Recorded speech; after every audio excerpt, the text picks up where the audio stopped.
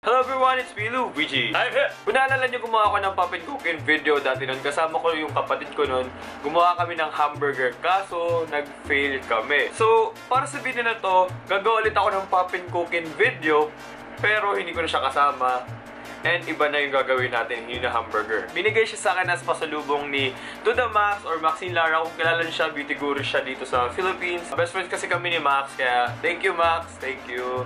Thank you dito. Lilipat tayo ng lokasyon dahil hindi kasya dito, kaya yeah!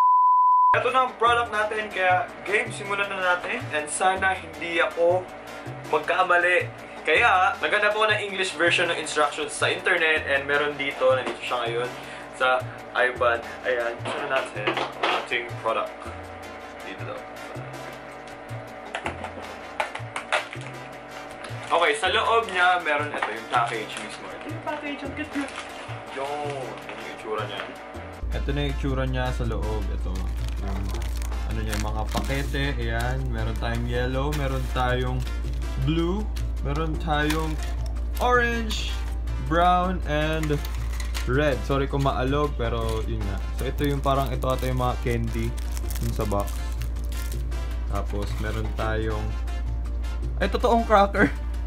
Totoong cracker, and then yung spoon, pang halo siguro mamaya. Sabi daw kasi sa instruction, kailangan daw gupitin tong part na to and itong part.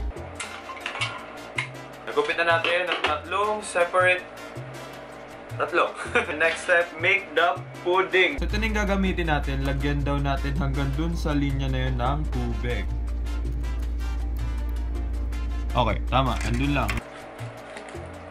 Yeah! May diaper ng bata. Sabi daw, mix 80 times. So, 1, 2, 3, 4, 5. Na-mix na natin siya ng mabuti. Yan na yung consistency niya. We will let it sit for, I don't know. Gagawa naman tayo ng vanilla cream. So, ipapatong natin siya ng ganyan.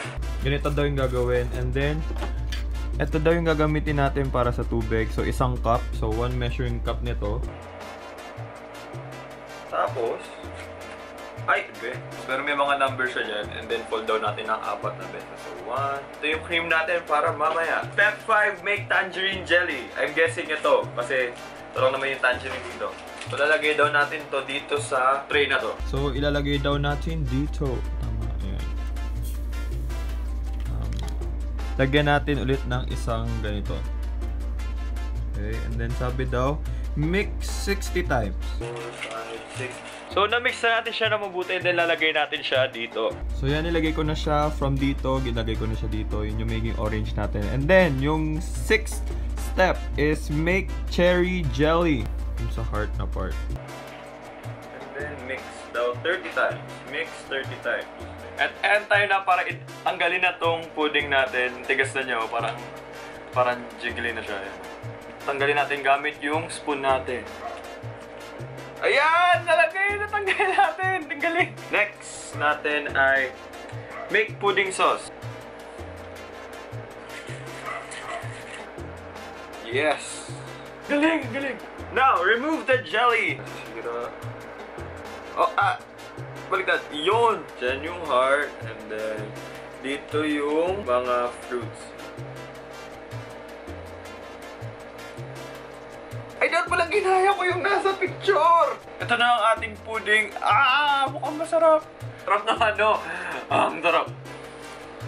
Ayan yun, naubos ko na siya. Sana na-enjoy nyo tong video na to. Meron pa ako mga Pop and Cookin. Gagawin ko to every month. May mga alam pa kayong Pop and Cookin na sikat or pwedeng mabili din sa Pilipinas. I-comment nyo down below. Tingnan ko kung mahanap ko siya. Yung mga naslak sa ngipin ko. What? And yun lang para sa video natin this week. Meron pa tayong video sa Monday. So, okay, magalala. Gusto nyo itong video nyo lang, give it a big thumbs up and subscribe to my channel for weekly videos and be part of the Pachikin family. Yes! O nga pala, 13,000 Pachikin family na tayo. Sobrang thank you sa mga nag-subscribe. Thank you sa mga nanonood ng mga videos ko. Sobrang thank you lang talaga. And yun lang. Goodbye!